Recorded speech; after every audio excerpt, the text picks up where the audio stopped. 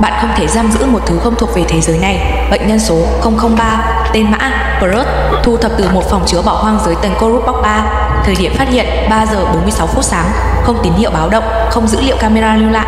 Cậu ta không được đưa đến đây, cậu đã luôn ở đó, chỉ là chúng tôi không thấy. Khi lần đầu tiếp cận Brut, tôi thấy cậu đứng trong góc, quay lưng lại, một phần cơ thể bị biến dạng, cổ dài hơn giới hạn xương sinh học, từng nhịp thở phát ra âm thanh vỡ vụn như tiếng thủy tinh rạn. Cậu không hề động đậy, nhưng tất cả đèn trong hành lang lập tức nhấp nháy. Chúng tôi cách Brut trong buồng thép 6 lớp, bên ngoài là khí argon, bên trong chỉ có một chiếc ghế. Cậu không ăn, không ngủ, không phản ứng. Nhưng các nhà khoa học bắt đầu mơ thấy cùng một giấc mơ, một căn phòng nhỏ có vách màu trắng, trên tường là sơ đồ não người, được viết bằng móng tay chính họ. Tôi thử chiếu ánh sáng tần số cao vào mắt phải của Brut, mắt trái không phản ứng, nhưng mắt phải co lại thành một khe mỏng như vết rạch.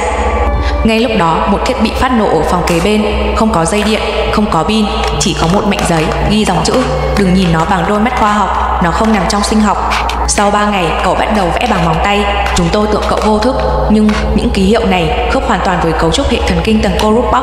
Bản thiết kế chưa được công bố công khai. Một bác sĩ cố vào phòng để kiểm tra tâm lý. Brut không nói gì, chỉ nghiêng đầu sang phải và bắt đầu thì thầm mà không mở miệng. Giọng nói vang lên qua 4 thiết bị loa khác nhau. Tôi không phải ký ức, tôi là thứ xuất hiện trước khi ký ức tồn tại. Người bác sĩ sau đó tự nhốt mình vào kho đông lạnh, chết trong tư thế đang viết gì đó trên vách kính. Chúng tôi giải mã được một đoạn: Brut không đang sống trong thế giới này, chúng ta đang sống trong thế giới của nó. Tôi yêu cầu tạm ngừng dự án. Không ai đồng ý. Đêm đó tôi mơ thấy mình mở cửa buồng chứa. Tôi không sợ, tôi bước vào. Tôi thấy Brut đang cười.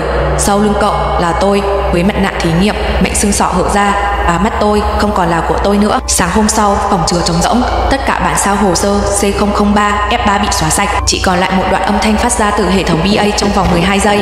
Kẻ bị giam giữ đã ngủ trong các ngươi, giờ nó đã tỉnh. Kết luận hồ sơ Brut, Korup Box 3 không xác định bản chất sinh học, không thể đo được nhịp tim, điện não, sóng nội sinh, có thể thao túng nhận thức cấp độ cao, biến mất khỏi buồng chứa mà không phá vỡ một lớp nào.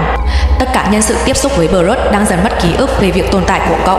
Tôi không chắc liệu tôi đang viết báo cáo thật hay Brut đang dùng tôi để viết chính ký ức của hắn vào thế giới này.